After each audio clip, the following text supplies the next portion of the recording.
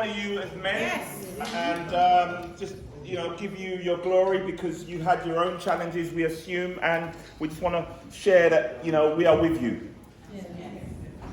So thank you. Thank you.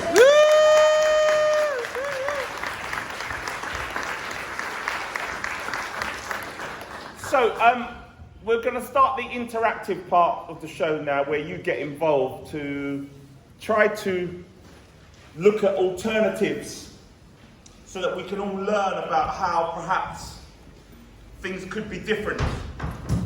Essentially, what's going to happen is that we're going to invite those people who want to play Kwame, essentially. There may be other roles that you're interested in playing, but we would prefer, but it's not strict, that you play Kwame, because Kwame is the one, as we all know, as well as the others, that have got some challenges.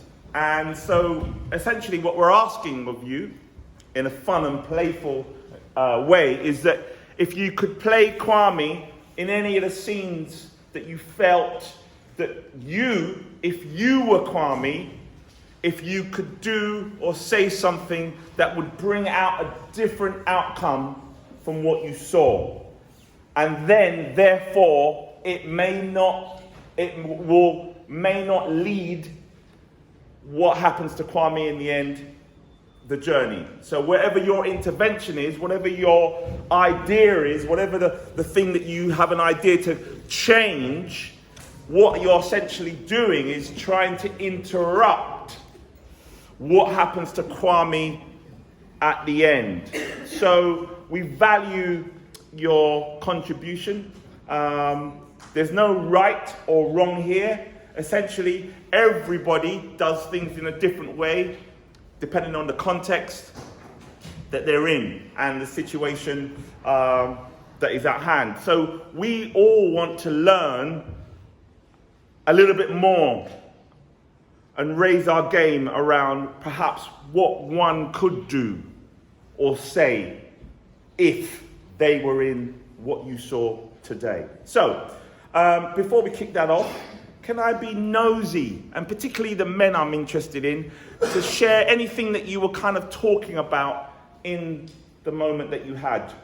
Anything that people want to share so that we can just hear what is going on of interest to you and what's a concern or what you talked about, particularly the men, but obviously we want to hear from the women as well. Are there any men that want to share with us anything that came up for them that they shared at the end? Yeah. Do you want to stand up, sir, and say your name? Yeah, my name's Zachary. I wasn't here for the performance. I looked through the crack through the door to kind of experience it, saw the reflections of other people seeing what was going on. What I would say, for me, is I work for the probation centre. I travelled all the way from Kent to get here today, so I came in. But what I would say is that I know personally that there are so many barriers, not just in regards to one, gender being male, two, about expectations, and also about race, the structure that we live in, all these things, and the families that we live in, the expectations on us. For you guys to actually come up and go, this is my voice, this is my story, can you hear me, is quite a big thing. For me, it's bizarre seeing people that I would, do around when I was living in South London, and to see these men saying what they're saying and having it resonate with, even with me from out there, just the fact that they're here saying their thing, and I didn't hear what was going on, it still hits me here. The fact of not having a voice, or having a voice but not being heard, is a big issue. And when you feel that people are not going to listen to you, take you seriously, it comes out in another way, or a negative way of communicating. And for me, I know for myself, I haven't been the best father I wanted to be for my young ones. I haven't been the best friend to my other black brothers as I wanted to be. And to see now that we're having this dialogue and it's kind of free for us to actually go, do you know what? I'm struggling now. Can you help me? It's a big thing. So I'm glad that I'm alive. That this is, I can see this actually happening. So there is help for my sons, my daughters, my granddaughter, to have this voice. So all power to you. Thank you.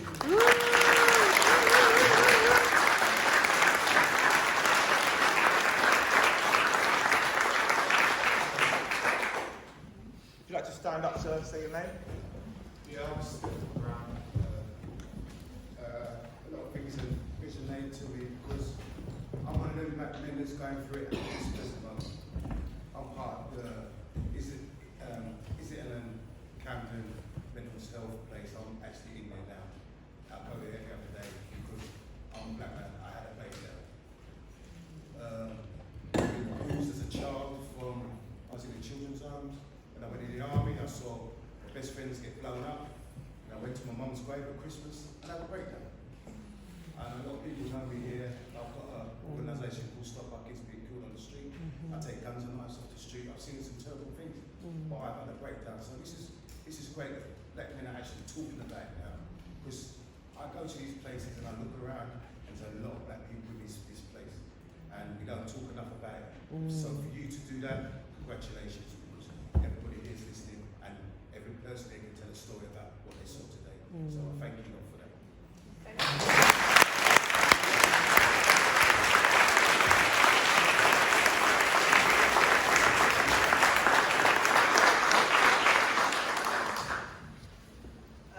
Firstly, guys, I want to say well done. Thank you so much for bringing such an extraordinary piece of theatre to us. I found it extremely moving.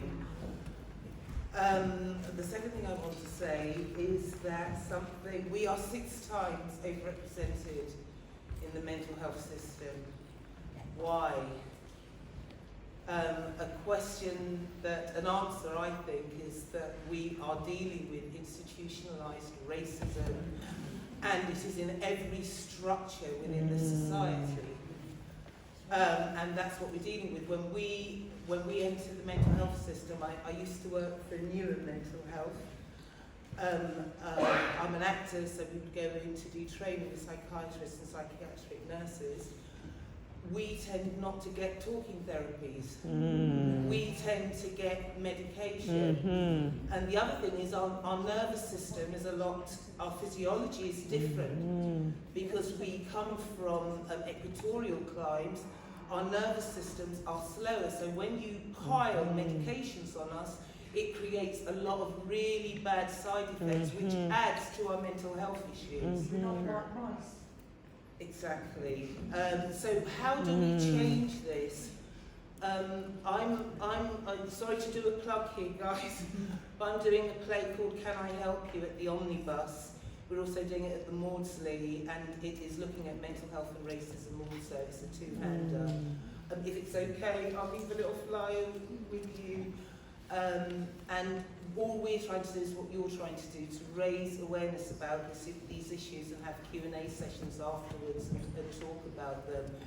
But there's a group called Afrophobia.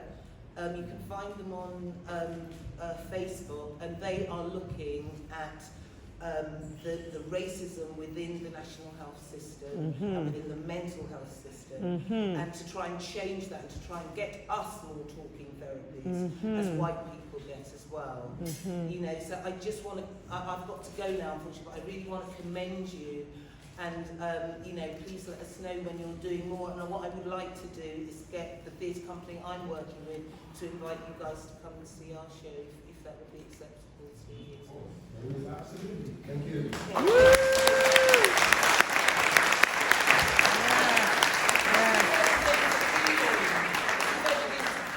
That's what we need in our communities. Thank you so much.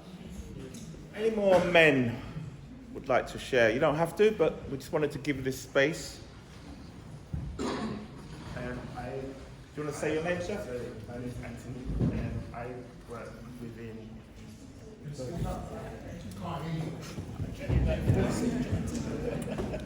My name is Anthony. I kind of work within the third sector, so I work kind of alongside social workers and family support workers to support families as well. One piece of advice I would give to people here: if you've ever had to work with social services, ever been on a SIM plan, child protection plan, one of the most important things is using your voice. If you don't understand the nature of the plan, say you don't understand, ask questions, ask why. Take your children to the GP as well. Teach them how to talk to professionals, how to talk to doctors. It's so important to be involved as a parent. Teach them how to talk to teachers. This is difficult. I'm not saying that's not racism. I'm not saying it's difficult, but it's really important that you do simple, practical things with your children. There's so many times I meet children and they're not listened to or they're not taught how to speak to an adult. And teaching our children how to speak to an adult is not simply telling them to respect an adult. There's a way your child can respect and challenge adults respectfully, and you need to be involved and you need to teach your children how to do that. Otherwise they fall into traps where they're overpowered in professional meetings, overpowered by GPs and doctors, and they don't ask the right questions. And sometimes as a parent, whatever your child age is, you need to be there to ask the correct questions. And sometimes you need to stand up and say, I don't understand. One of the most important things for me growing up was my mum coming to doctors to me and saying, why are you prescribing my child this medication? I don't like the side effects and different things like that. That taught me in that moment that I can say no to certain things. I don't have to accept certain things. It's so important that you teach your children when to say no, and you as an adult feel comfortable to say no. And if you have a professional with you and you trust that professional and you don't feel comfortable, use them as a voice to also try and channel so you can say no to people as well. There's nothing wrong with being in a room with teachers and things and saying, no, I do not think this is right. Or no, there's no shame in saying, I don't understand. Sometimes as professionals, we use language that you're not going to understand. We're trained to different levels, professional levels, degrees, and we use language that sometimes you don't understand. So don't make the language you use neither disempower you. So one, say when you don't understand it. Two, be with your children, teach them how to speak to adults and teach them not to be scared to challenge adults, neither and to say no.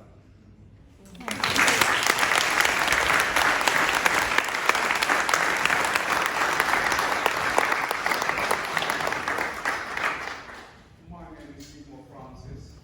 I've kind of got the uncle's point of view. You gotta get saved. Jesus is the answer. I am personally shocked at how easy it is that it's been demonstrated how you can be lost in the system and your life just ended through mental health and the wrong handling of it. For me, I guess I would say that I've been very fortunate. I'm an aged man now, I consider myself 60 years of age, that I've had a good journey, and these have not been my issues. But I think there's a lot of us that have had a good journey and have not known that this actually is a big reality of young black men. I was talking to these lovely ladies here, and I had to ask them the question, is it true that it's that easy to have a mental breakdown? Because everybody's pressured. Everybody goes through pressures in life. Not everybody handle it well. I think the most important part is the real intervention of our family, where we will empathize with our kids and don't take a negative stand towards them. Understand that there's pressures and not everybody can man up. Not everybody, you have to deal with the person individually. And that, I think, for me, right at that organic stage, that is the most important place to have intervention in the family. Family support before it gets, because you can't escape pressure. It comes, and it's increasing.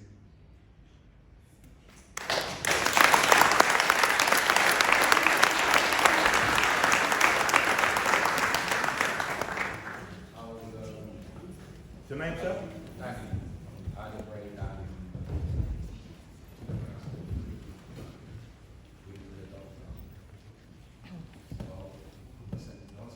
You need to speak up. Two thousand and three, I had a breakdown.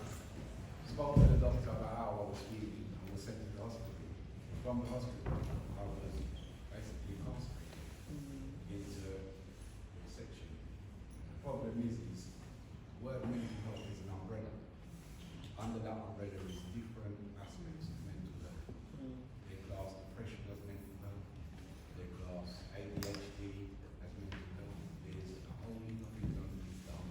mental health. When it comes to ethnic minorities, the system likes to treat us under one.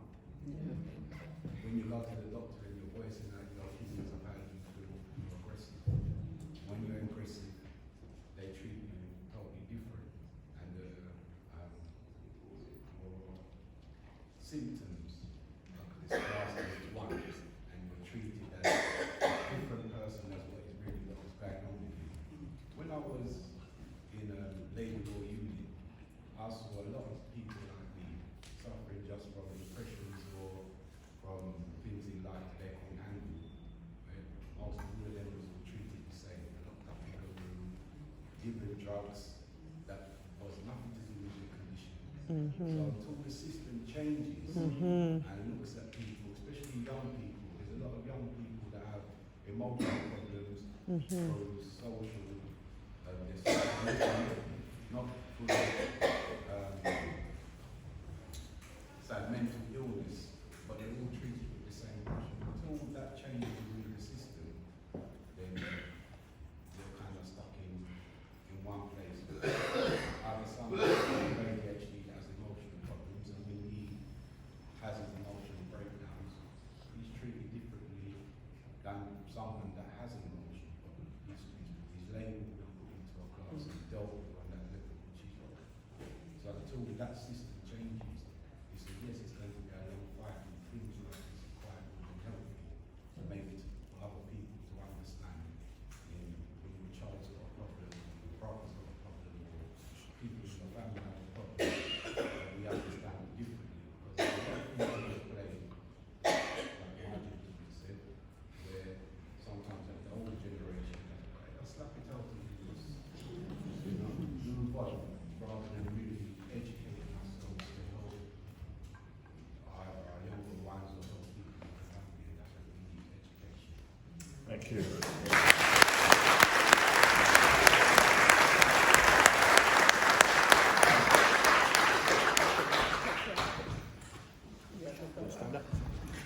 Hi, my name is Kadeen. I work similarly to this gentleman, Anthony, within the social care sector, and I guess the only thing that I want to say is that we need to educate ourselves and we need to learn how to communicate better.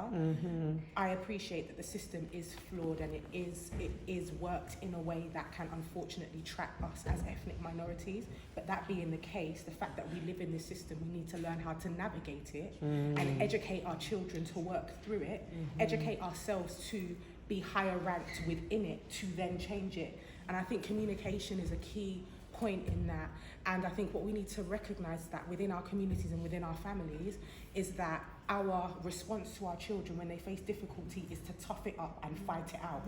We tough up and we fight out to the bitter end, and it means that when we do come against animosity or difficult situations, we fight our way out of a paper bag rather than learning how to just tip a bit of water on it and edge our way through. And I think what we need to learn how to do is say, like you said, I don't understand, but also say, I feel intimidated. There's a lot going on in this room that I'm not understanding, that I don't know how to navigate.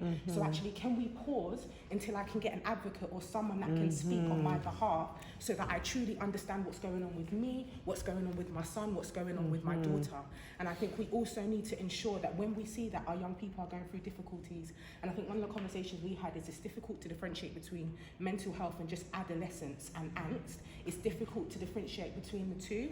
And actually, when you see your child acting out, yes, discipline and teach respect and so on and so forth, but then after the fact and after a situation is dealt with, sit down with your child and figure out what that feeling is, and figure out if this is a momentary lapse or if this is a long-standing underlying feeling that's affecting the way that they communicate with you, how they communicate at school, work, whatever, so that you can better advocate for them and they can better advocate for themselves. So what am I saying? We need to teach our children how to communicate. We need to teach our children how to put water on a paper bag rather than fight all the way through it, and ensure that when you're feeling intimidated and overwhelmed, that you stop everything. All of it needs to stop now. I'm intimidated, I'm overwhelmed, I don't know how to navigate through this situation, and we're actually not moving forward until I have an advocate. And then that way we can ensure that we're treated the way that we should be when we're in these situations, and that we can work our way to the top of the we can work our way to the top of the ranking so that we can be part of changing that system. But we need to ensure that we navigate the system well, because the fact is, it's the system that we live in right now.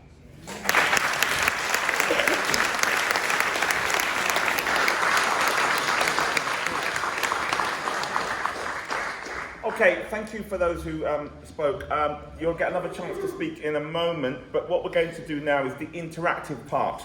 So what's going to happen here is that the members of the cast are going to replay the show that you saw, the play. But they're going to do it a lot faster because you've seen it now. And what we would love to happen is for you to help us find a way to bring out a different outcome so that Kwame doesn't end up doing what he did. And so we're going to play a game to try that out. And the game is, we're going to run some scenes, and if there's a moment during those scenes that you're watching that you feel something could be done or said differently that will bring out a different outcome, then I want you to shout stop or freeze. That's the game. And then what happens when you say stop or freeze, we want to invite you up into playing the role that you feel needs to be played in a different way from your point of view.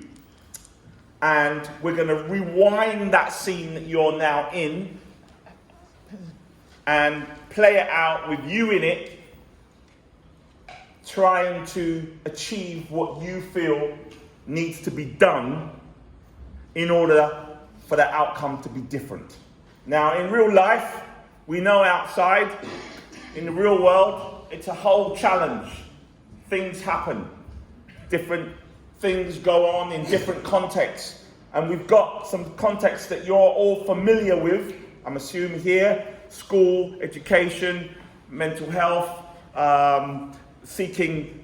working with professionals, a whole range of different things. So you've got some ideas that I hope that will help. And like I said before, there's no right or wrong way. It's just more ways that we can learn on how one would do something, the better. So that maybe when we leave here today, we've got a wider view on what we could do if we are in these situations in the future. That's the aim. And just to have a discussion about that. What someone did, how it went for them, what the challenges were, and just to kind of have a discussion around it. That's this part coming up now. So can I just get a hands up of roughly, anybody got some ideas on what they would do if they were in the play as Kwame? Is there anybody who feels like, oh, I know what I would do if I was in any of those scenes? If you've got an idea, I'd like you to put your hands up. One person, got an idea? Two people, 3, 4. I'm going to explain how it works in a moment, but just want to get an idea. If you've got an idea to try out something, so we've got 3 or 4 people. Anybody else? So we've got 5. Okay, and maybe 6 people. Okay, so what's going to happen is we're going to play out the play that you saw, but very, very fast. During the play, if there's a moment in the play where you feel that something could be done, that you feel there's some injustice happening or something, there's a problem that you feel like, I could change that if I was in that situation, I want you to shout stop. Then we're going to invite you up to take the place of the character that you feel that you would change, and we're going to rerun that scene and see what happens when you're in it. That's essentially what we're going to do. So, the thing is, it's okay if you don't shout stop. 1 second. If you don't say stop or freeze, essentially I think what that means is you're happy and you're okay with what you're watching here, and there's nothing that can be done. Just give you that little teaser. We just noticed that the majority of people put their hands up for women. It'd be nice that the men would put their hand up as well. This is you all spoke about having a voice for men, but yesterday we had the opportunity to voice that voice. You're staying quiet. Okay, so the play started with the school classroom scene. Can I get a show of hands? How many people might want to be interested in seeing that scene again? We're kind of working on democracy here. The school scene in the classroom. Okay, that's a few numbers, about 5. The review scene, where the family were at school and there was a review and there were some things going on. Okay, quite a few people. And then the first family scene where Kwame came home and he was dealing with his family. Put your hands straight up if you're interested in that. Can I get us? Okay, so there's a few people. Okay, so what we're going to do, we're going to run these scenes and probably we want to try to look at all of them. So maybe we'll have 1 or 2 interventions in each of them. So this whole process might last about half an hour, but we're hoping that you will have lots of ideas to try out. Now, the way we're going to do it is, like I say, you're going to shout stop when you see something, and then we'll invite you up. When someone is playing that scene, you can't shout out stop with what that new person is doing. You have to wait until they finish, and then you can have another go if there's time. Okay, so the way we're going to start this, we're going to count them in every time they start the scene. We're going to do this. 1, 2, 3, action. And we're going to do that all together, and then they'll start. So let's kick it off. 1, 2, 3, action.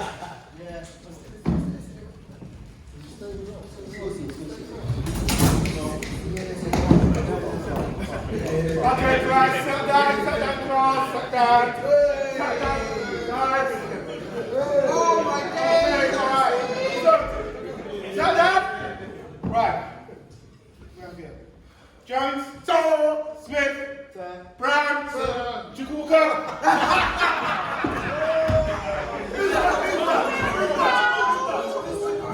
Quiet down, quiet down, quiet down.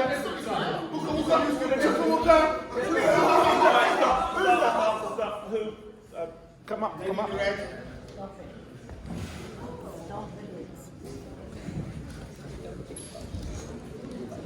look ready. Isn't it? Yeah. She comes to the 6th. Hi there. Can you tell us a little bit, what's your name? My name's Janet. And who would you like to play, Janet? Okay,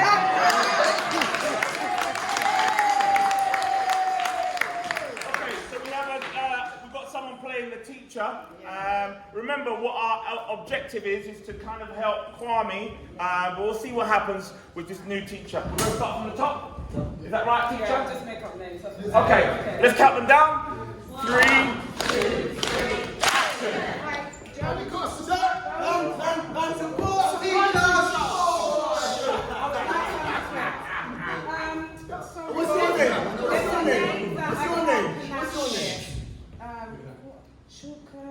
Kwame. Yes. Who's Kwame? Yeah, Kwame, I'm can Kwame, you stand yeah. up, please? Okay. If you don't mind. Bruh, she needs to stand for everybody. Could you be quiet, please?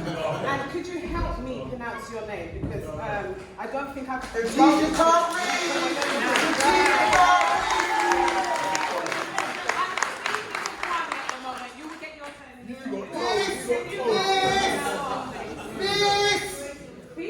Can I go to the toilet, please? Stop it, man. I'm trying to understand how to pronounce. But you're the teacher, you should know. No, I don't know everything, even though That's I'm why a you're a teacher. support teacher. That's right. Support teacher.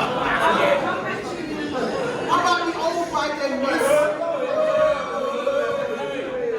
Don't worry about You got told. You're gonna get told. You don't should be in detention, man.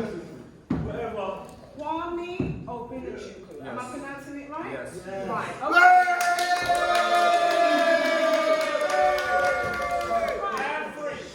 How was that, Janet? Well, they're naughty,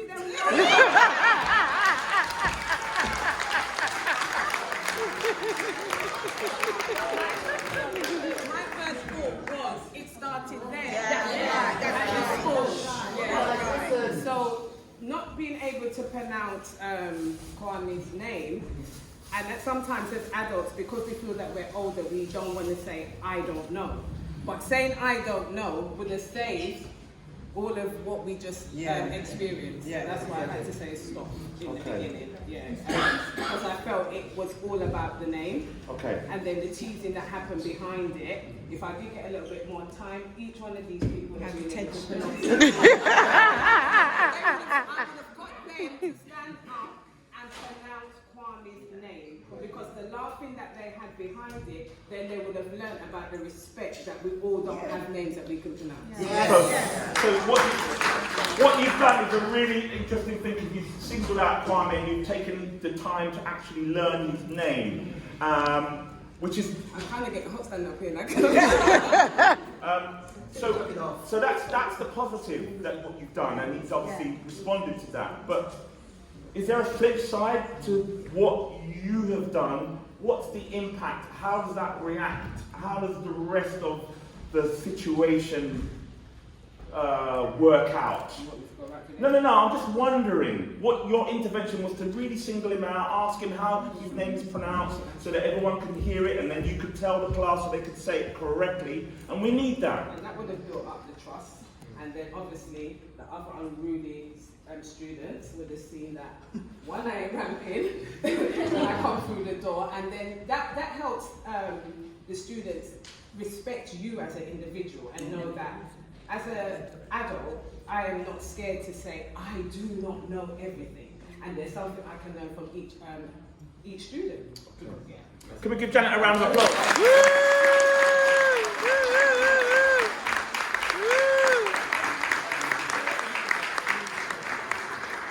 So we're going to move on swiftly and do the review scene.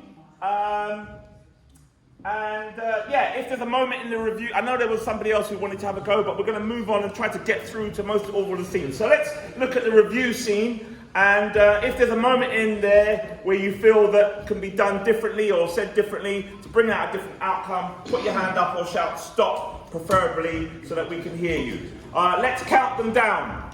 3, 2, 1. Okay, guys, a lot faster. Come on, because time's running out. Yes, I'm Mr. Jones. I'm Mrs. Obinkukuku. Yeah, we're all here because Kwame began in trouble again. Why is he in trouble? Yeah, blatant disrespect of the school. Not to mention the gang involvement. What do you mean he's in it? Stop. Right there. Little bit too aggressive. That's all right.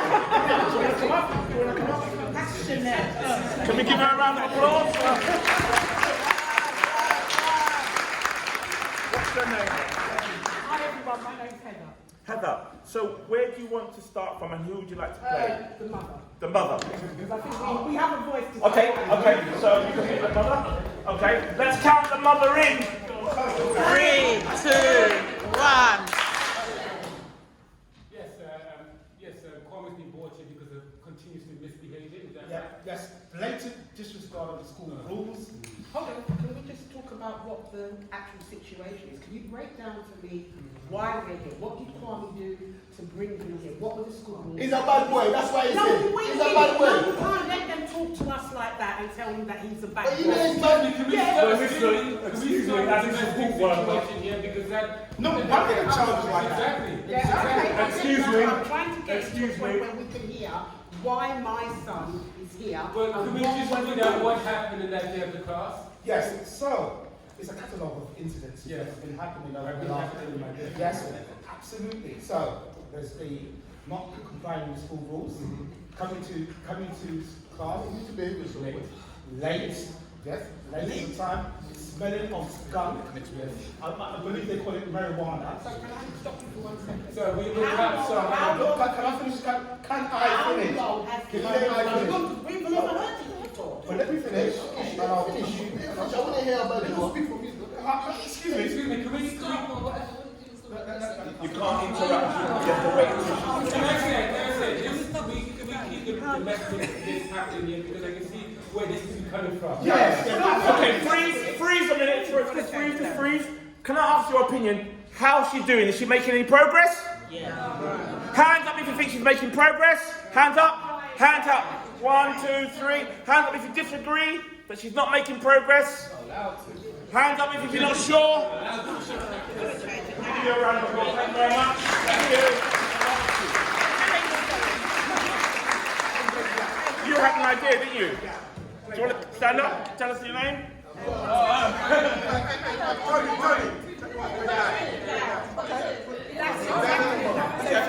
What I was going to say... No, you can't say what you're going to say. You have to show what you're going to do. So you can't tell us. that you're going to show what I felt. Okay. Sean, can we give Sean a round of applause?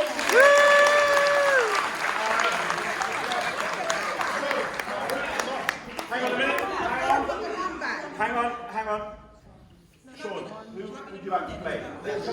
Sean would like to play the dad. Hang on.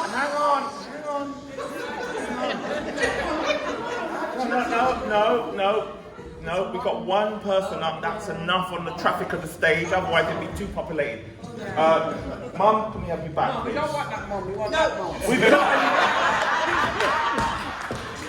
I know what you want, but it doesn't always work out that way in life. If life was that easy, we'd all be living in a really nice world. But that life is not like that.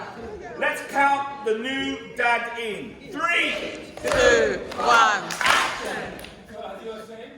Yes, so, with regards to Kwame, there's been a blatant category.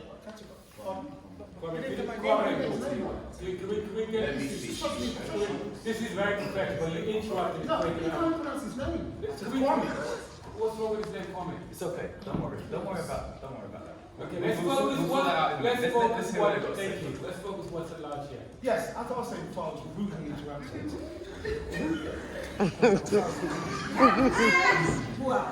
Yeah. So, there's been a blatant disregard for school rules.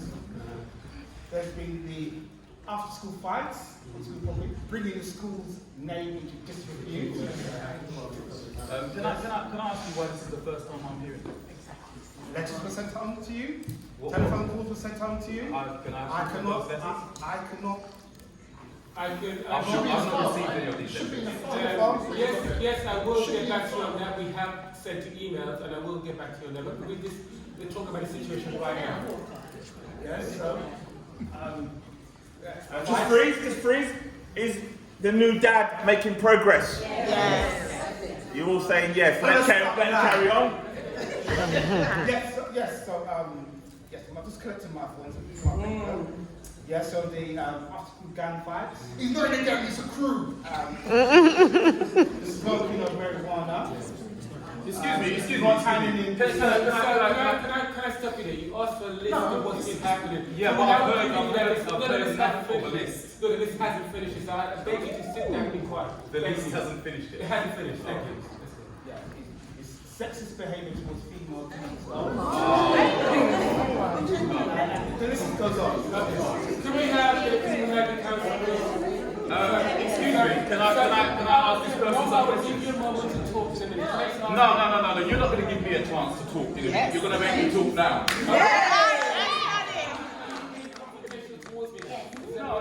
No. I'm telling you. Freeze. This behaviour, does it carry a consequence? Yes. What kind of consequence might that be in this situation? At Kwame's detriment. Dad's aggressive. Yes, maybe negative. Is Dad doing okay? No. Hands up if you think Dad's doing okay. Hands up if you think Dad's doing okay. 1, 2, 3, 4, 5. Not enough. Okay. Hang on.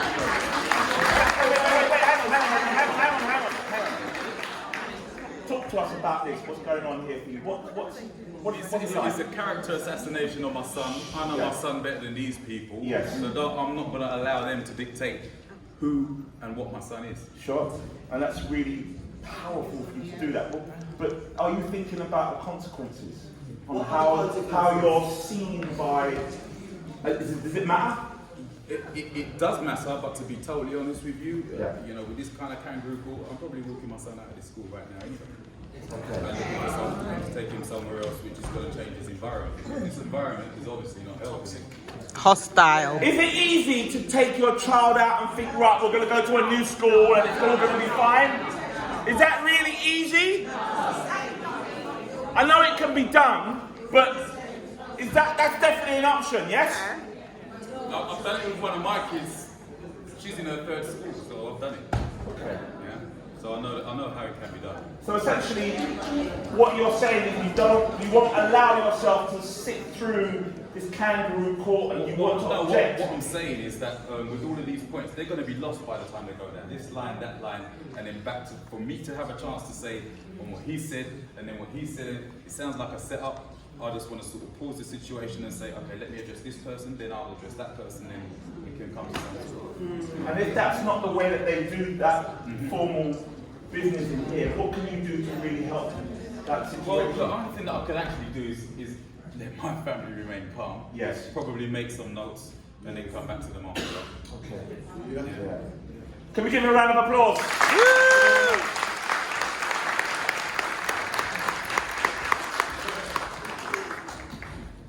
Yes. From the get-go. You want to say something or you want to do something? Just to say something. Just to say something. From the get-go, the meeting is out of control and nobody's taking proper control of the meeting. And in my working life, if a meeting's running out of control, you stand up and everybody calms down automatically. You take control of the meeting, one person at a time, and that is out of control. It's not being led properly, and even the headmaster's not doing a good job. Okay, you've got. There's too many people in the room. But is this realistic? Yes. No. Hands up if you think it's realistic. No. Hands up if you think it's realistic. No. Okay, because of time, we're going to move on to the next scene. So, 6 months later, not 6 months later, I'm sorry, Kwame comes home to his family. We're going to look at that scene. Are we ready? Let's do it 90 times 90 miles per hour. It's a lot faster. Let's count them in. 3, 2, 1, action! I really tried this whole thing, and I don't know why I got it started and everything. Look, I'm trying really hard. You need to stop and you need to fix up all this mental health issues. It's not good enough. Stop.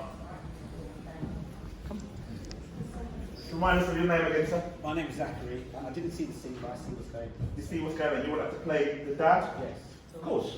You want to let's start from the top. Okay. Let's count the scene in. 3, 2, 1. I really tried. I tried my best. A bit louder for the audience at the back. Listen to you, man. Listen. Okay. Take a breath. Okay. Listen. Right, man.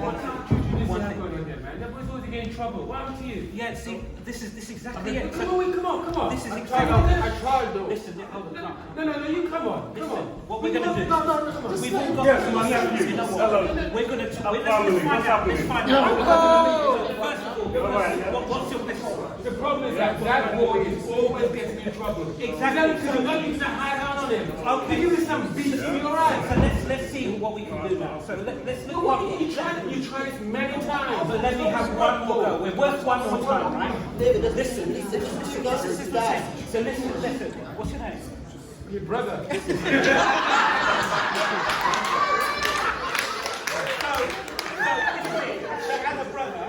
As my brother, you support me in this, right?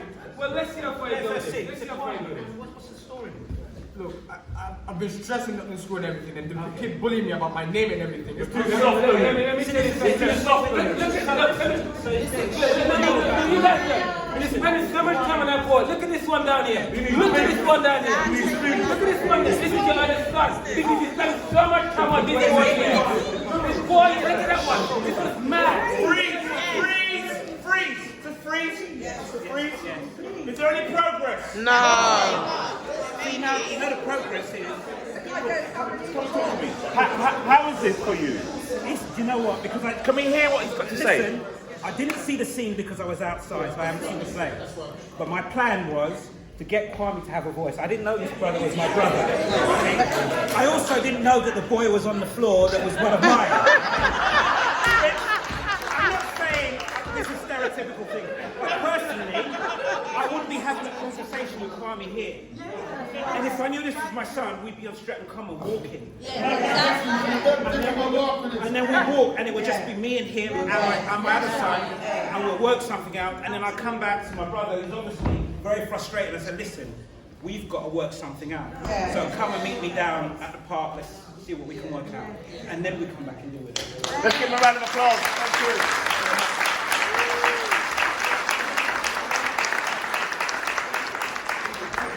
Okay, so again we're going to move on. We're going to bypass, for time, we're going to bypass the work scene, and we're going to go to the scene where Kwame is an adult, and it's a Friday night, and his friends are coming around. We're going to look at that scene. So, Kwame's now a man. He's got a child upstairs, young child. It's a Friday night, and he's out of psychiatric care, and some friends are coming round to see Kwame. Let's count the scene in. When you've got a moment when you feel something should happen differently, just shout stop. 3, 2, 1, action! Yo, Kwame, what's going on, brother, man? It's been so long, man. What you been going through? What's been going on? Stop. Okay, stop. Can we give a round of applause? Okay. It happens that quick. So you're playing who? You want to play Kwame, okay? 3, 2, 1, action! Yo, what's going on, sis, man? How Long the time hell no did see. you get into my house?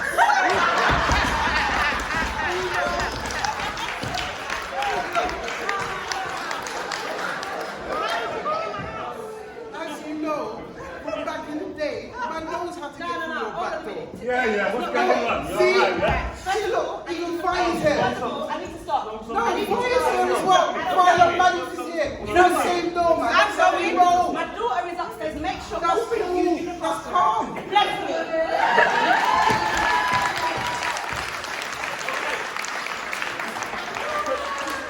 Tell us about your intervention. Tell us about your strategy, your tactic. First of all, the respect. I want some respect. Yes. Yeah, I've also... Did you get it? I made them give it to me. You made them give it to you? I made them, so I walked away and let them think about it. They've got a child to look after upstairs. If they don't know what to do, they will soon learn what to do because she's going to cry. So I'll be out there giving myself self-respect. Okay. To breathe. And then I could come back in.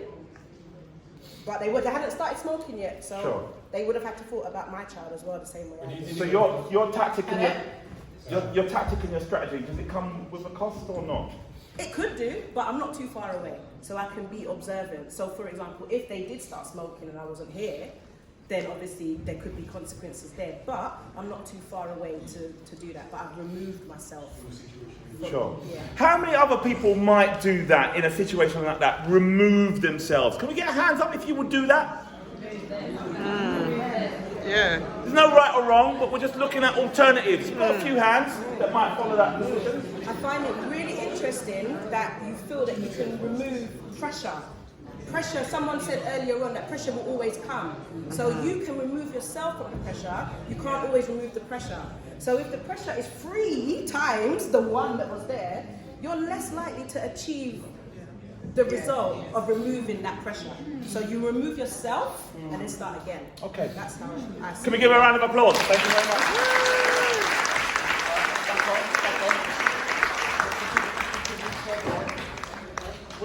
Let's go further more into this scene and see what else happens. And action. Yes, blood. Everybody's here, man. Calm down. The kids are sleeping there. Yeah, what are you smoking? What is this? What Kwame? You good with that? No. Are you sure you're right? Wait, you can't smoke.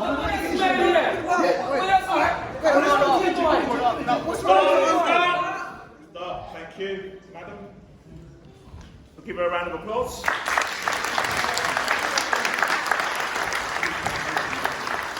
Hi, what's your name? Sahar. How you doing? I'm good. I'll wait to speak from the back, but I'm not enough. Is there a character that you want to play? You want to play Kwame. Okay, and where would you like to go from in the scene? From my friend here saying you good with that. Okay, let's count the herd. 3, 2, 1, action. What, you know who's smoking? What? Kwame, you good at that? No, I can't do that anymore. You lot need to understand. What do you mean? I'm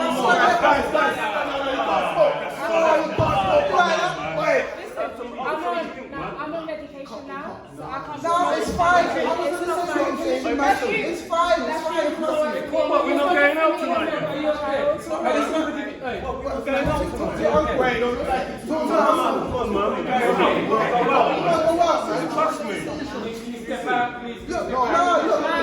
Hey, I'm a crazy. Let's go.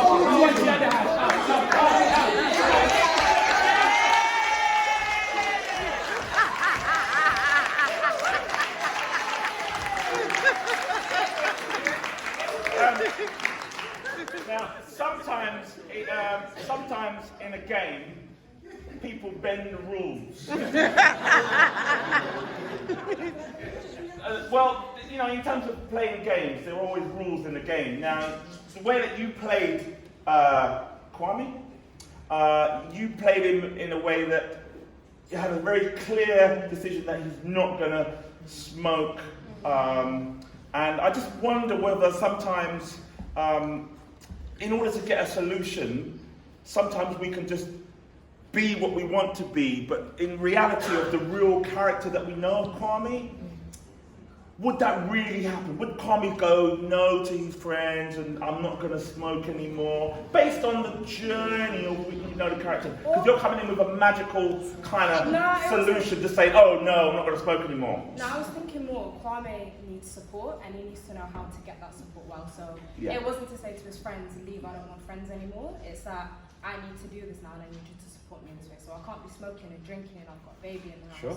But we can still be, I mean, my uncle kicked them straight out, but we can still come round, you can still be with me and be my friends and support me. But the smoking and the drinking while I'm on this medication, that part I have to put my foot down on. Right. Which it might be hard for Kwame to do, but I think I would have hoped that through him taking medication, through his experiences, he would have thought there's some elements that I need to change. Yes. And if he's at least got one person like his uncle to support him, to maybe speak to him in outside of that environment, explain to him, look, you can have your friends, you need people around you, you can't, no man is an island, but you need to explain to them how to support you because they don't know. Sure. Is it easy to really, do what your character did, the new Kwame, in these situations? It's not easy, nothing's easy, but I think you always have to try your best to understand what I need to do right now, and I think most people will want to help you. You have friends and family, and a lot of people don't know how to help you. If no one's been through mental health issues and there's one person in that group who has, it's not easy. I mean, I don't think I'd know what to do with a friend with a mental health issue. But I would sit down with them and say, how do I support you? Because I want to be able to do that. You might not want me calling you every day. You might want to leave me alone for a bit, or you might want me there. Help me help you, and that's how I would want, or I'd hope, a Kwame would. I'd all be encouraged. Thank you very much. Can we give a round of applause?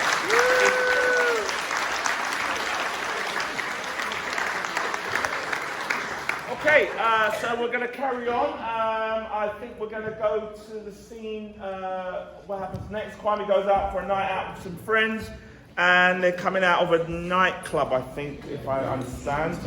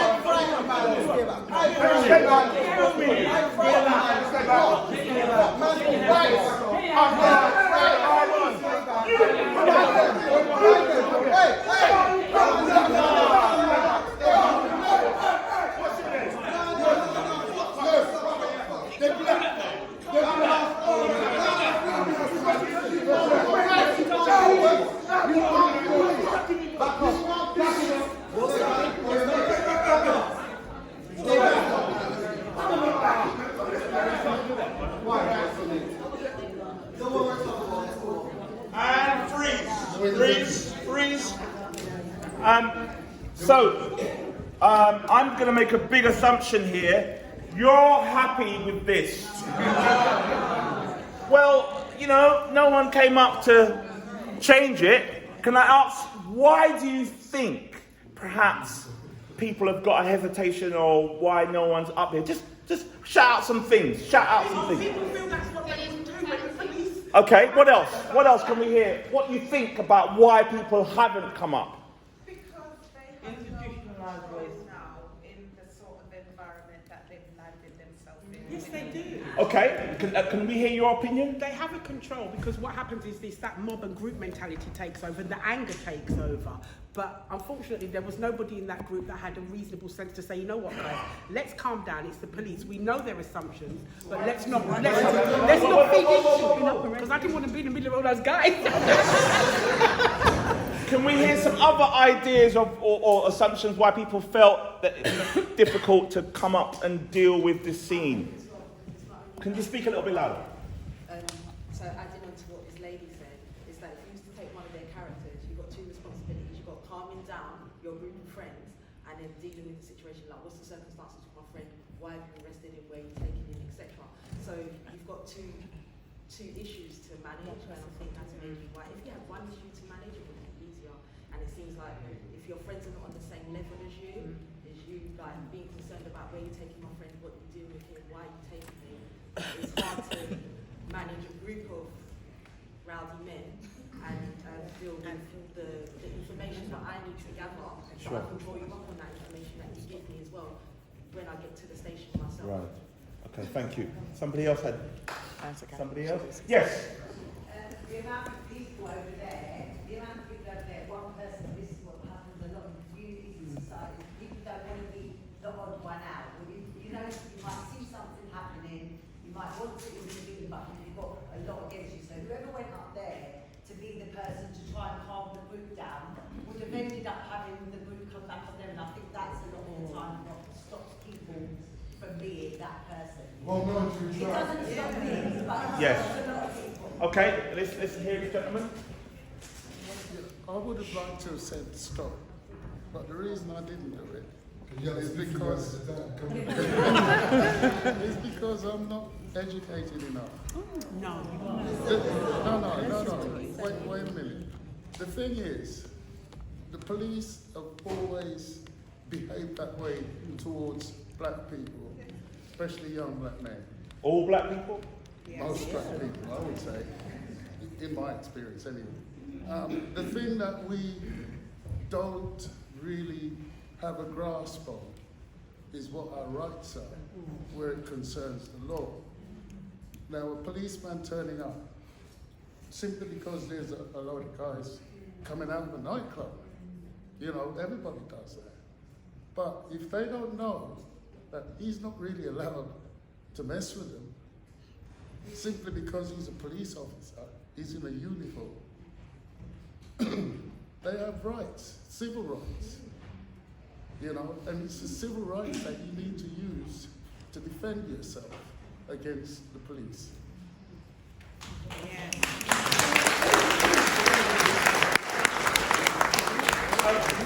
I would like to, ideally, I don't know about yourselves, probably yourselves as well, but it would be good if we could see someone try something, only because I'm just assuming that if we don't, as the woman at the back is alluding to, if we don't try something, it's always going to remain the same. And I'm just wondering, again, just 1 second, I'm just wondering if anybody has got that idea, because, you know, it's a lot to change the world. It's a lot to change the institution. Yes, I get it. But if we don't do anything, are we helping with the change? That's my question. Do you have an idea, sir? Yeah, the idea. I don't want to know what your idea is. We want to see it. We don't want you to tell us. You have to show us. No. So that's just the rules of the game. You can't tell us. You have to show us. But is there anybody else that might have an alternative? Because essentially, this is what I'm saying. I'm just wondering if there is a way that we could learn a different way. That's all. Okay, so we've got 2 people. Okay. 3? Okay. 4. All right, so can I ask the 4 of you to come up? the four of you to come up. So we've got four of you. Now, hang on a minute. Let's get some order. Hang on a minute. Now, I don't know what roles they're going to take, but you know, there's four people who've got an idea. Four people who want to challenge the way it is. We have to give them some respect for that, because you know, it's not easy. Some of us are bystanders and, oh, I don't want to get involved. And some of us do want to do something because we're sick and tired of watching and seeing the injustice happen. And so we've got four people that have got an idea. So let's see collectively what four people do. Whatever roles they're playing, let's see what happens. We've got four people on stage. We don't know who's who, but you will see what will happen. Let's count them down. 3, 2, 1, action!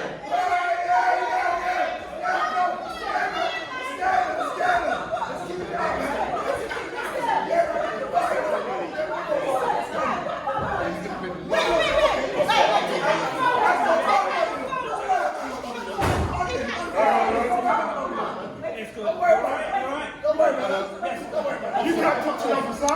Because he's touching up an officer. He's just talking.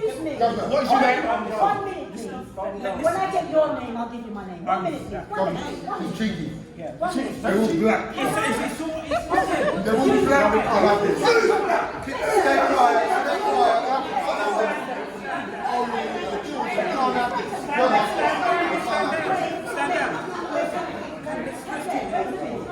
Shall I call back up? No, there's no need for them to go back up. Let's get dogs. You either want to deal with it.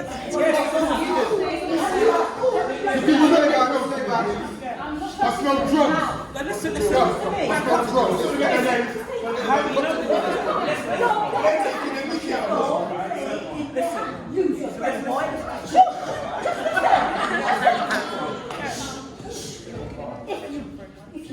No shushing my name, man.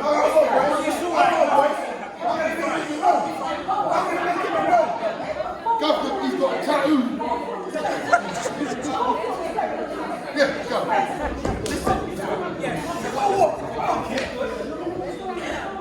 So now, We just oh no, is everything all good? Everything's all good with us. All I'm going to ask you is carry and enjoy yourself, but just keep it down a bit because it draws attention. We don't want to. Come, let's go. No,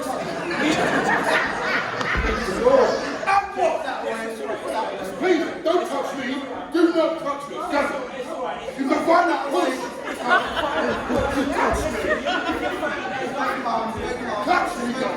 Corona. Carry that stuff.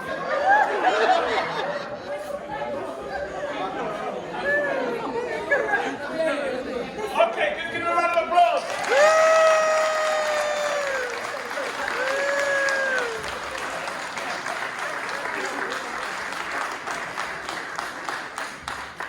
Talk to us so we can learn Can I something. just say something? As a retired social worker who worked in social work for 24 years, with a young son that I had to protect, one of the things I taught him was stay calm.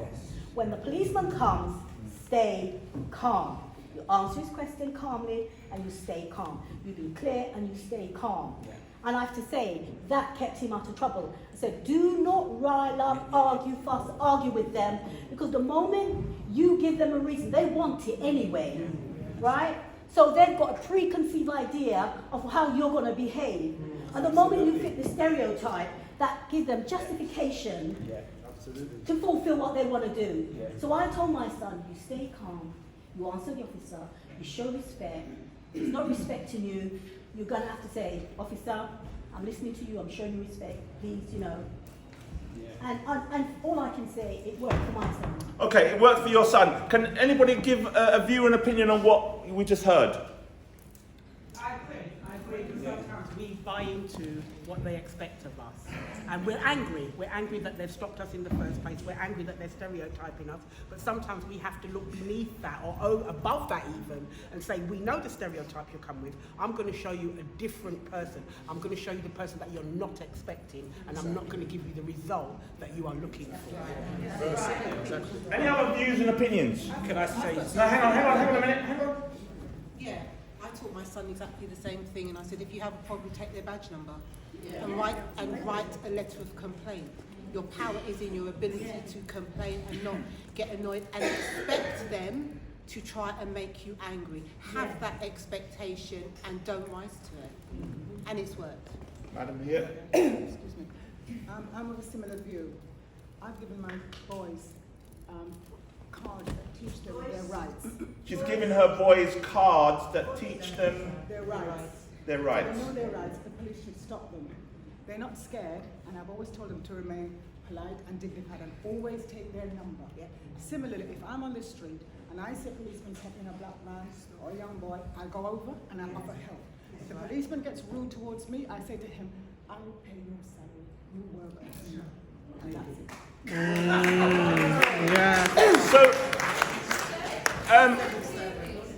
Sorry? He didn't hear He didn't hear. So basically, she was saying that she teaches her boys her rights, so they know their rights. And if she sees a policeman acting in a behaviour that's not fair, she will say to them, "I pay your salary," and take their number. Is there anybody else that feels that, because there's a high proportion of young black men being stopped and searched, and if those high proportion of young black men that were stopped and searched behaved in the way that you're suggesting here today, would the numbers still be high? Yes. So what we should teach them is to run faster. Well, what I would say, can I say something to you? Of course. Like this man here, I'm an old man. I grew up in South London when the sus law was going on. I've been stopped numerous times on one road, just around the corner, on one road I've been stopped 3 times. I've been called all sorts. But the one thing I don't do, and I think what you were talking about earlier, is in my mind, the one thing, yes, know my rights, but assertiveness. I know what I did or what I didn't do, and I have done some stuff that I probably should have got into trouble for, but when they pull me up and they start behaving in a particular way, what I don't do is join them. That's right. Yeah. I don't join them. That's right. Right? Even if I have, and I say it to people because I work for the probation service up in Kent, and I work with domestic violence perpetrators, and I say to them, in order to manage yourself, how you think and feel, that you talk about being angry, you've got a right to be angry because we've got a whole back of 400 years of this stupidness going on. So personally, that's their problem. And I have a very strong idea that we shouldn't, as much as we teach our sons to behave like our daughters to behave in a particular way because of the thing that we're in, that's kind of a colluding with victim blaming. We should not allow them to behave like that. It's the police's responsibility to treat us with respect because we're paying their wages. They expect us to pay their wages. But when they don't, we call them to answer. So we do keep it calm. We take their badge numbers. And then when we're ready, because we've got people that come along and say, I'm offering support, we go back into the station, go, right, I want to lodge a complaint. And we follow it up. We don't back down when we see something. We take names and we follow up that person, walk into that police station and complain, and we back it up to the end. Okay, we've got two, I just want to hear from these two people. Yeah. For me, I grew up in Southeast and in Sydenham. And before moving to Sidcup, and I remember every morning when they started stop and search, there were 2 police officers who would stop me every single day. So one morning I just decided, okay, yesterday you stopped me, the day before you stopped me. Why didn't you stop the first 3 ladies who passed? Just because they are white? Secondly, they wanted to search me, and I said, you cannot just, I'm a woman. Yeah. If you don't have a police officer, a female, to search me in a way that I feel it's appropriate for me, you are not going to search me. And where is that document that shows me that you have a right to search me? You cannot. It's on a public train station. Yeah. So what warrant you to stop me? So the police officer apologized, he did not stop me. Secondly, I've always been taught by my parents, if you are wrong, say sorry. If you are not wrong and somebody violates your right, fight for your right. Yes. Don't, yes, I've been trained to obey authorities and all that, but again, I was told that the police officers have been trained and they've been told and they have this conception that black people are aggressive. Yeah. And in the research that has been done in mental health and everywhere, in schizophrenia, what it says that black people, they are prone to getting mental health and they're aggressive. So whenever they see us, they see that behavior first before they see the person. Yes. And what we need to do is, even though we are training our children, the institution also have to change, because we cannot just pray we are the victim. Yes, we can challenge them by, okay, I'm stopped by a police, I'm not gonna be aggressive and abuse them. So I'm gonna challenge them and I'm gonna show them the person that you thought would be an aggressive woman will show you that first thing she knows her right, and you have to tell me why you stopped me.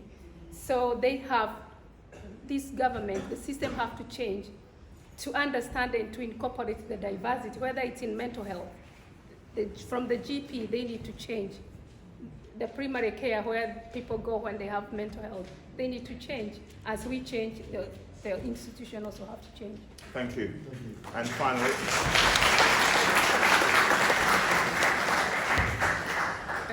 My concern is around accountability. At the end of the day, some of us might get stopped and the officers had no idea that he had mental health issues. I don't know what type of mental health issue Kwame had, but he could have responded aggressively in their eyes due to being restrained or being taken, like touched. So I would definitely like to suggest that there's accountability, and no matter what rights you know as an individual, they need to take accountability of their actions towards approaching people, whether we're black or white. They need to understand that with mental health, you can have an outburst or an emotional breakdown, someone said someone had, then what? So I'm going to actually use my own self. I suffer very badly with mental health issues, and I myself was stopped by police officers. And just before I had my breakdown in the car, I spoke to an officer, and it was actually the paramedics that came and actually made me have a full-on episode on the main road just near a motorway. So actually the police officer that came spoke to me, and I managed to, before I had an episode, speak to him about my symptoms, but it was the paramedics that came. So this thing around institutions and systems, at the end of the day, I was polite to the officer, but it was when the paramedics came about an hour after, they were the ones that actually made it worse. And when I made a complaint, so I did write and make a complaint, I was told that the paramedic was new. The paramedic, I had punched him in his penis. Now, if I punched him in his penis, there was an officer there. You know, why did all of this escalate like this? So for me, it's holding authorities accountable with complaints, etc., following through. And I haven't finished the complaint, but I did the first thing because it was too much. So acknowledge that it does take a lot of emotions. All this stuff, it's emotional baggage that we're holding. So I don't think we all need to say, oh, tell your son to do this, tell your daughter to do that, because sometimes it doesn't matter. I was polite and I still ended up worse than when the officer saw me because of the institutions and the way in which they have been trained, I suppose, through, it's historic, so it's through the medical systems. It's systemic. So they've learned certain vocabularies because of people of this race, that race, but we have to support and know that they have these ideologies and try to acknowledge them, but we can't change them totally, but acknowledge that they're there, and don't just say, oh, if we speak politely. No, it's not. I don't think it's coming from us all the time. It has to be accountable on their side as well. That's how Okay, final comment. Can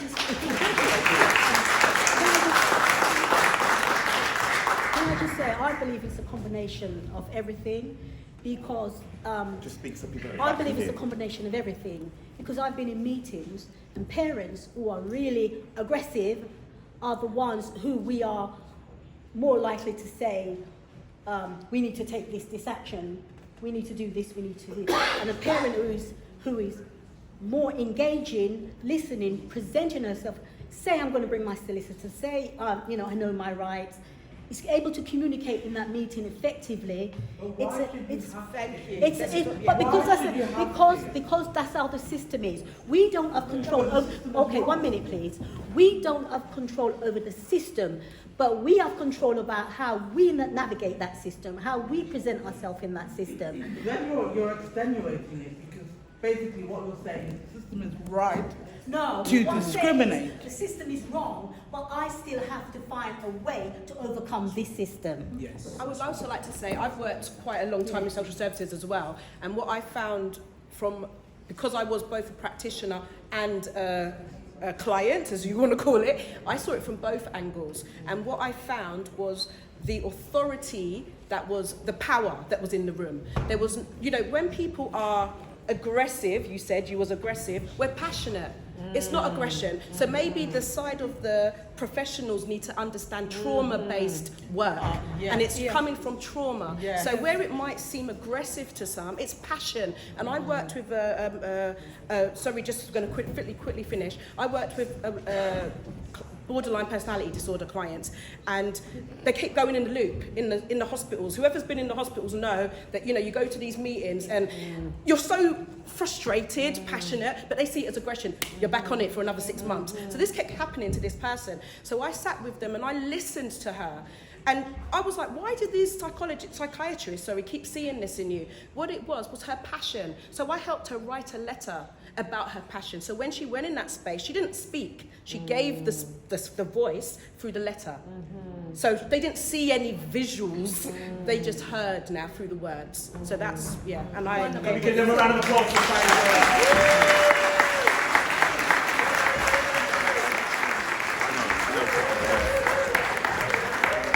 Okay, so we're almost over, but we want what we'd like to do is offer a Q&A for the cast members. Now, they've got their own particular journey that they've been on. We have Wayne Chin at the back.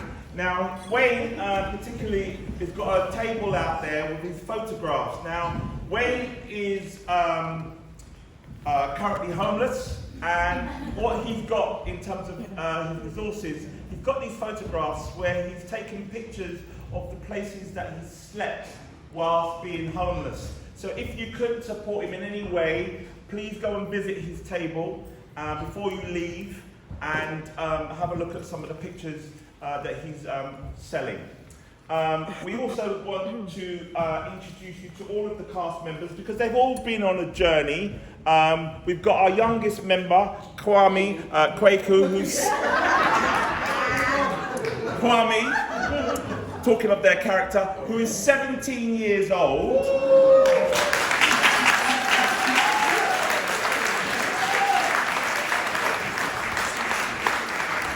So it's an opportunity to meet these wonderful gentlemen and just really, have a Q&A with them. So are there any questions about them as men?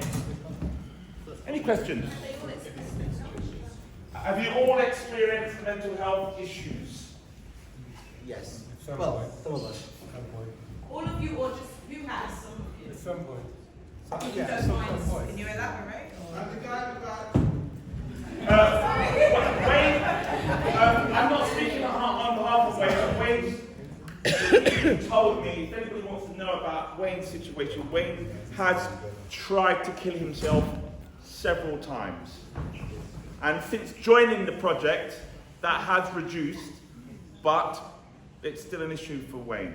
But yeah, any of the men want to share something about your own experiences? Well, yeah, I've had a cousin who actually got to the point where he took his own life, and yeah, it was one of the most moving things ever, and it kind of it rocked me to my whole foundation. So, from I was quite young, I built up a system which I have passed on to my children. And it's about living life positively. Everything is positive, even through negativity. So you have to keep yourself active. I used music, so I tried and helped and made sure my children learn how to play musical instruments from a young age. I have a maths-based games that I play with them from they were babies to build up their ability for mathematical situations and training, physical training, cell movement. So that's what I've always built my life off and tried to keep it positive. And I know it's hard, different people go through different situations, but generally, sometimes we have to take accountability for our own mental health, the same way we would take accountability for our physical health in going to the gym. So we need to take our mind to a gym. Whatever that is. Through reading, I do a lot of reading. And even if I feel down, about 18 months ago I lost my dad. And I was out, totally out. I couldn't even get out of bed. And slowly I regathered my reins, and I'm still moving forward. But yeah, it's about accountability, and sometimes peer pressure leads us to move in different directions than what is true to ourselves. I had a lot of juvenile issues with the police, and always being arrested and different stuff, and sometimes I think one of you had that approach.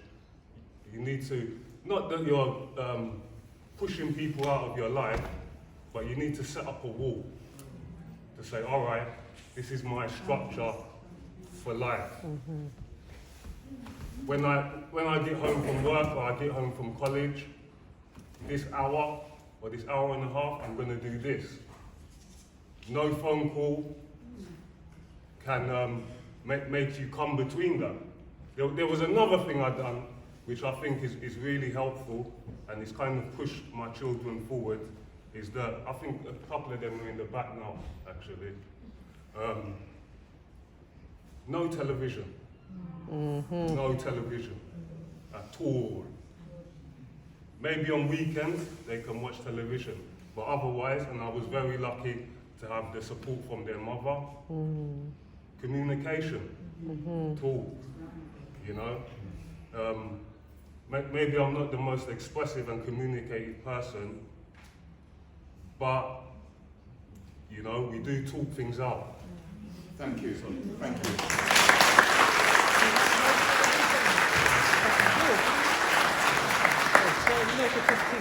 I like to say my biggest issue was is getting a relationship with myself, because I found that in my relationship with my partner, the arguments is always a negative towards her. She may not have done anything wrong, but in my head, there's something going on. She's done this, and I worked out this kind of stemmed from my parents' generation. Well, my parents, in terms of when my mum had an argument with someone, the argument continued in her head. She'd make up loads of different scenarios, which not particularly was correct, was going on around her. And I felt I've taken that on board. So I've actually taken that into relationships sometimes. And to the state that, I'm saying my partner's doing this and that, but she's not, she's just being my partner. But I've put so much into that emphasis that I worry about this, and I bring up this big story, which does not exist. So what I've learned to do, my journey is through meditation a lot, I meditate a lot. And so what I try to do is not to go inside my head too much. Because when I go into my head, that's when sometimes the confusion starts. That's when I have this internal dialogue with myself. Everybody's wrong and I'm right and blah, blah, blah. When I come out of my head and I look around me, and I know this sounds like a cliche when I'm just looking at, for example, the wind out and the trees going like that, it takes me out of my head, so therefore I can focus much better. So that's been my journey. It's just not a negative bias to the person I'm going out with, which will stem from, I believe, from my growing up with my mum, because I'll say something and she just make this big old picture like, Mum, I only just said this and you think it's all that. And now I realize where that came from, and I understand that, so now I can communicate better with her, but also I can be very reflective, and also I can recognize it in my children and try and navigate them around that and try and take them out of their head, which often I feel, in my case, was a lot of the confusion.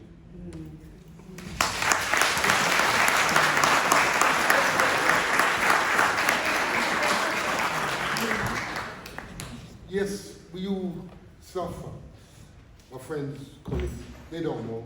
Just before Christmas, been prior to that, I broke my neck, was in hospital for a week.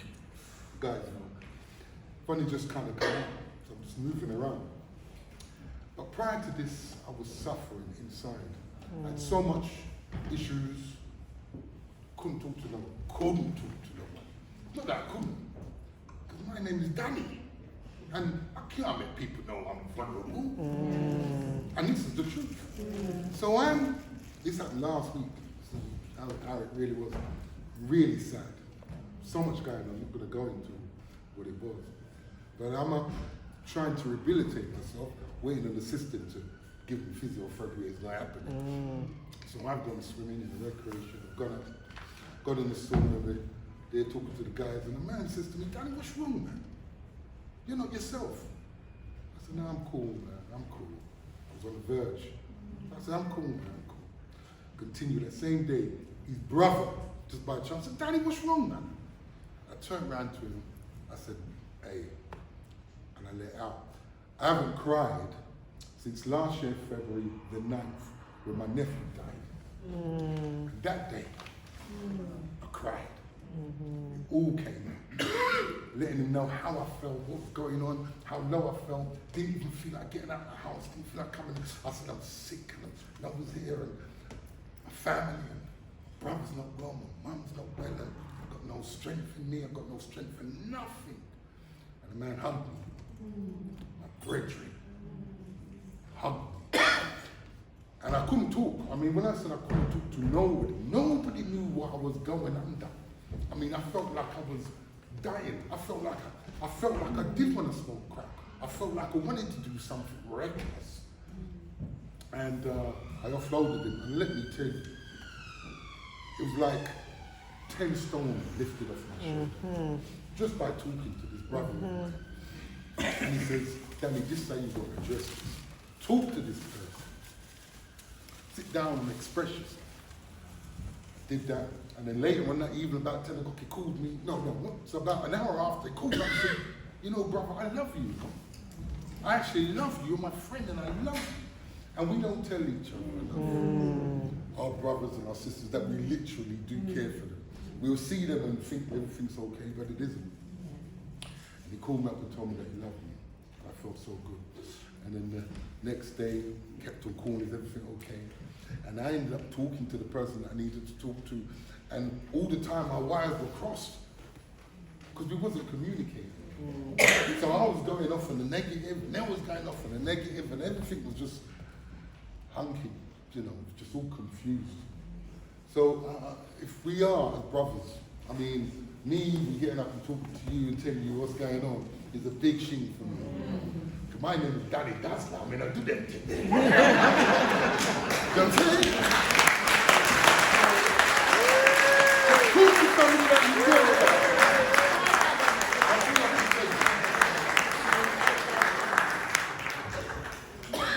So to answer your question, my name is Dwayne, and I suffer from mental health illness. I think for me, and this is a big deal for me, and I want these guys to hear this, because I'm also a professional. I'm a nurse. My last job, I was the clinical lead in Brixton Prison, but I had to give up my job because I felt suicidal. I felt that if life wasn't worth it, and I felt that it's quite a contradictory, because as a professional working in an environment so I had to give up, and I had to kind of admit to myself that I had to be on antidepressant. I had to see someone, and I had to get therapy.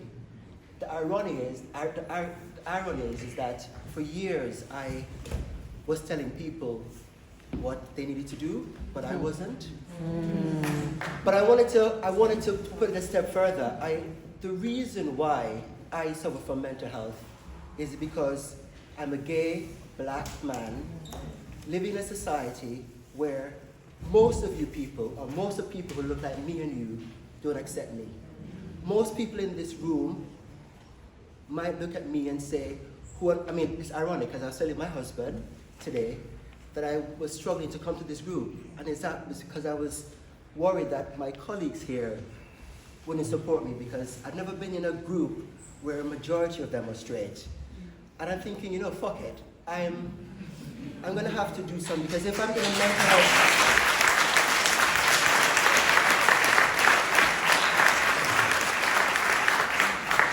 if I'm in a group where I'm saying that we're there to support each other from, you know, to kill us for suicide, I have to be able to say it, irrespective of how the outcome might be. And I guess I have to say it too. If this group is struggling with me being a gay man in it, then it's not the group for me. Thank you.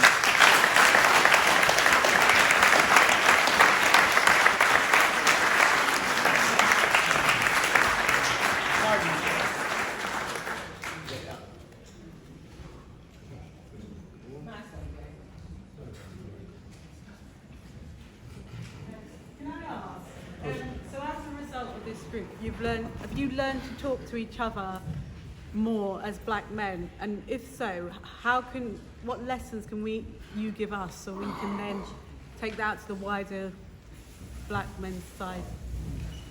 So, my name is Lloyd, by the way. And I'm one of the original cast members, along with Willen and Peter at the end. So, and Nigel, sorry. Yeah. So it was back in October, you know, there was a group WhatsApp text going around. Black men wanted to do this production of black men, mental health and suicide. So I work in mental health and I have been for the last 15, 20 years. So I started off working for a company called Boys to Men, who are based in Northwest London, and I was mentoring young black boys, and that was to stop them from going into mental health services via CAMS. Left that, now I work for a private psychiatric hospital as an occupational therapist assistant. Been doing that for the last... Sorry. I've been doing that now for about 8 years in a private mental health hospital. So the WhatsApp message came round, I responded, I spoke to Tony, and on my first meeting, when I went there, I was in a room of 25 black men. And that first session was so powerful, you had to be in there to understand what it meant to be black, having an open and honest conversation. We didn't know each other. We had no connection whatsoever apart from that we wanted to be a part of this show. So we were sharing information, we were sharing stories about people's lifestyle, what they've been through, how they've been supported.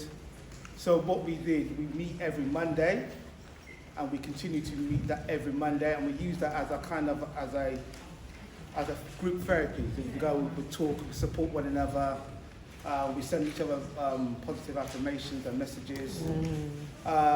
We link, we have a special link with somebody who does the adult mental health first aid training. So we, a couple of us are now qualified mental health first aider. I'm one of them.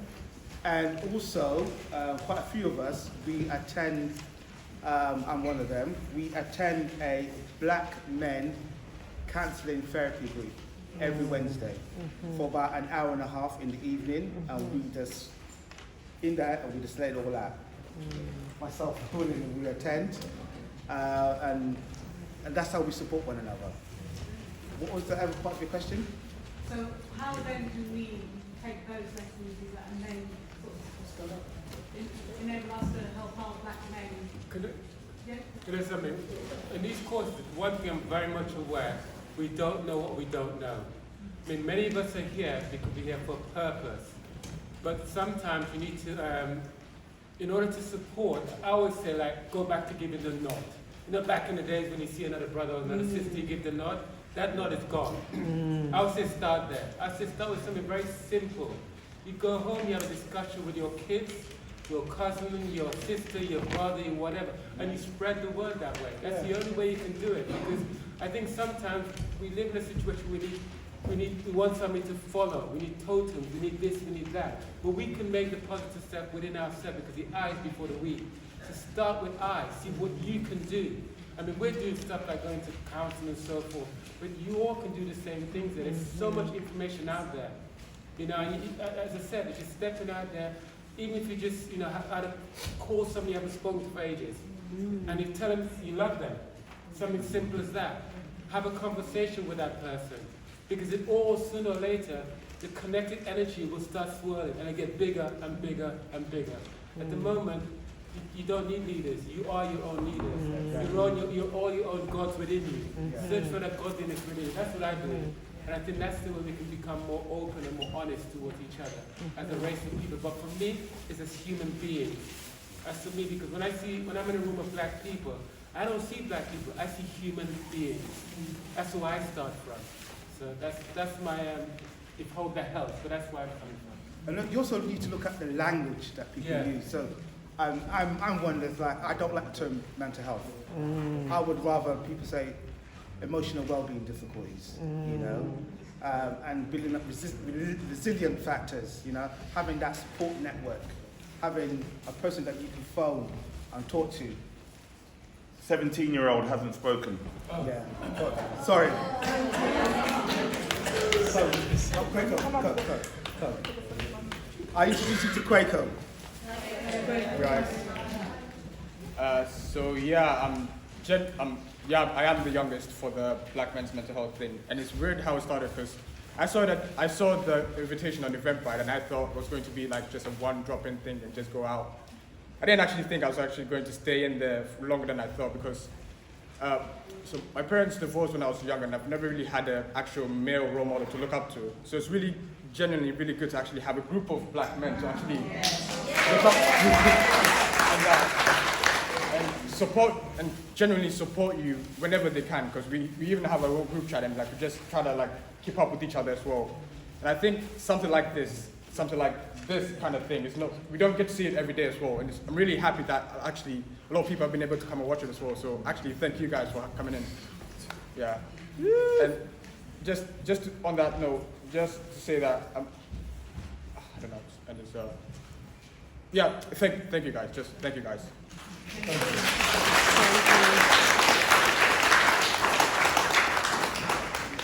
Wayne, you, I'm not bragging or boasting, but you've got quite a lot of challenging issues. You have got a real story like all the other men, and your journey has been very challenging in terms of your attempts. Is that right? Yes, that is correct.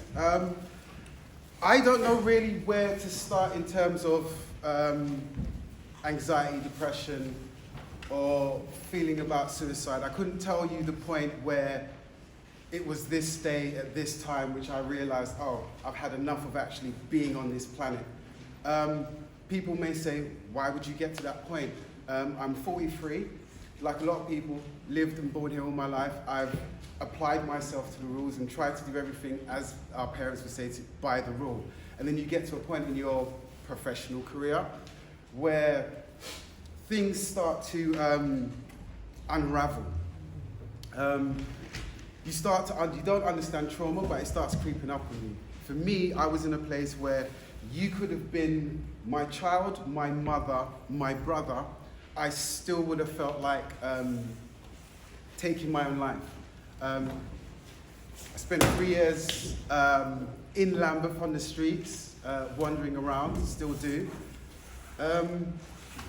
And I urge everyone to tell someone, friend, or an enemy, or someone you randomly don't even know, just to check in on people.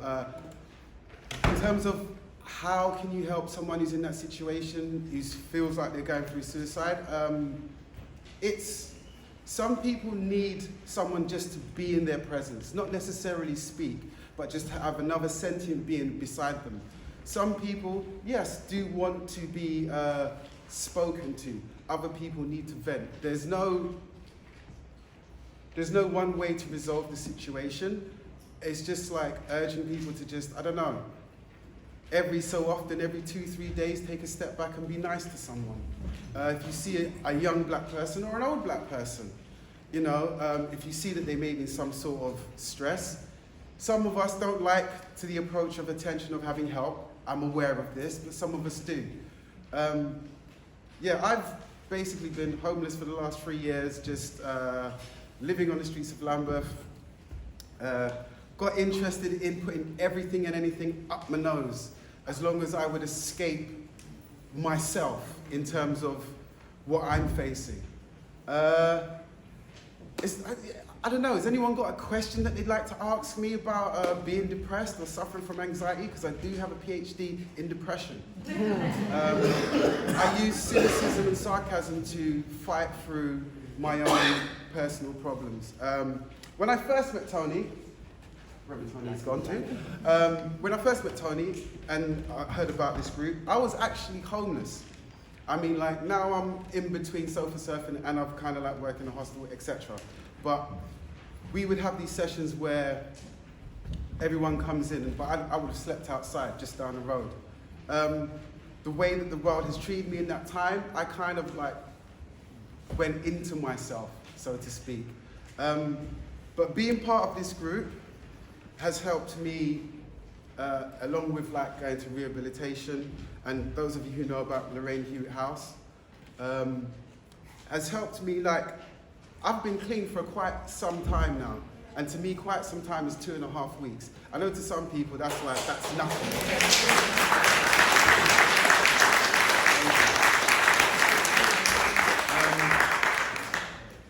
I don't particularly blame my black environment, because anyone who's been here for more than 70 or 40 years knows that you go back further, a lot of our parents or grandparents didn't have access to a bank account, didn't have access to certain things. So for me, I don't hate what they haven't learned. It's just that I now am trying my best to be considerate when I speak to people, and not just naturally assume that every single human being, black, green or orange, is out to get me. It's important to instill that into our children. Yeah, I'm grateful to be here, because to be honest, I did actually devise a plan to leave this planet on the 28th of December. My plan would have gone through hadn't it have been for those pesky kids. And I literally do mean pesky kids in terms of my own kids. And having a moment where my son reached out to me, where because I didn't have a good bonding with my own father, it kind of messed up the interaction that I had with them. Through no fault of my own or their own, it's just what happens. But yeah, I would say to everyone, if you have friends who have kids, please do talk to them, because I think the more adults that make young children aware of their power, in terms of, you know, they have more hope, they have more optimism. So they'll be able to achieve slightly more, where some of us adults are a bit more jaded by the world that we live in. But as a person, yeah, who's tried to jump a Vauxhall Bridge, Lambeth Bridge, I say it funnily because I have to look at it cynically, otherwise I'll just start crying in front of people, and that doesn't help resolve any situation. Yeah, I just want to say to people, think about the young people, regardless of how they may seem angry or upset. As I'm assuming it's all part of the trauma which has gone through before them, and now they're reacting in the only way that they know how. Yes, it's hard to guide children, but in that sense, I would say help those who want to be helped, and the others will either see this and try to be part of it, or they will withdraw. But that obviously is just a broad generalization. But yeah, if anyone has any questions about talking to somebody who's thinking about taking their own life or thinking about harming themselves, I'm more than welcome to have a word with anyone who wants to talk. My name's Wayne Chin, I'm a photographer, thank you very much.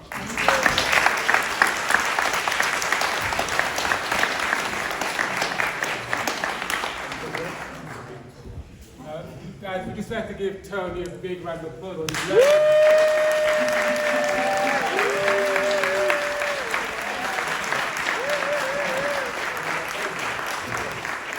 So, I put up these sheets of paper, and I just wondered if there was if my kind of dream was to leave here today with some clear actions. And I don't know what these actions will be on this bit of paper, but I'm hoping that you could help us, that if there are some actions, what are the actions? Who do they go to? Who's going to be accountable to them? And other questions around that. So, I don't know, but it just feels to me that we need, what can we do? What needs to be done? What needs to change? I don't have the answers, but I just thought I would really love to walk away with something that's written there that I could maybe go to the head of SLAM or NHS or head of clinical commissioning or whoever it may be, or head of my community or head of a family or head of a school. I don't know, but I wanted some kind of actions about what needs to change, what needs to happen, what do I do, what do we do? And I wonder if we can actually at least get a few things down on the paper. I'm just looking for the pens, but I don't see them. Oh, they're here. So, Peter, you work in a school. Maybe you could scribe and hear what people have got to say. And maybe we could make 2 lists. Maybe one's about the what, and maybe the other one could be the how. I don't know. Whatever you feel, but it just feels that, I'd like to leave here with something that is important to you, that concerns you, that we can take away and somehow give to a lawyer, an MP, a counsellor, someone in a family, I don't know, but I just need your help. Question? Yeah. We need more talking therapies. Is that a what or a how? Oh, don't it matter? What? Can I just ask you that you need more people of colour in talking therapy?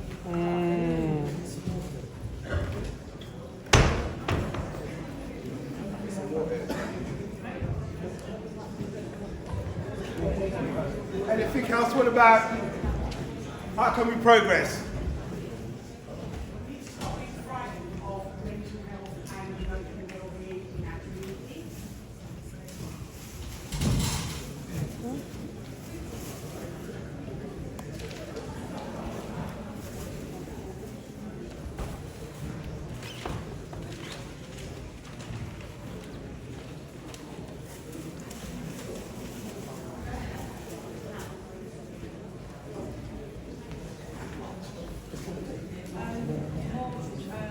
Mental health training in the police service.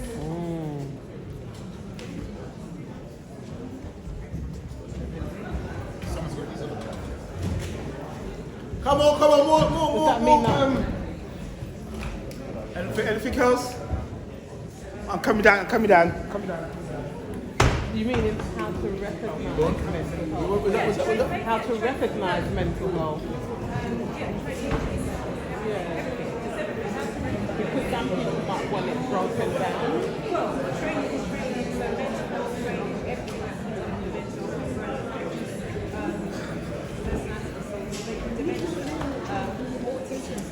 health, Yeah. Sorry, if we can just hear what people's suggestions are. Sorry to interrupt. If we can just hear what people have got to, if you just stand up for us, that would be really quiet, please. Thank you. If someone doesn't know, I know it's my friend's brother. Yes, sorry, emotion. Sorry, I'm not going to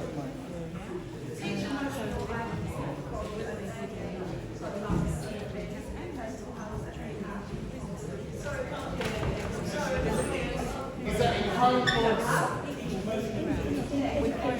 is that at home or a school? Sorry, is that at home or a school?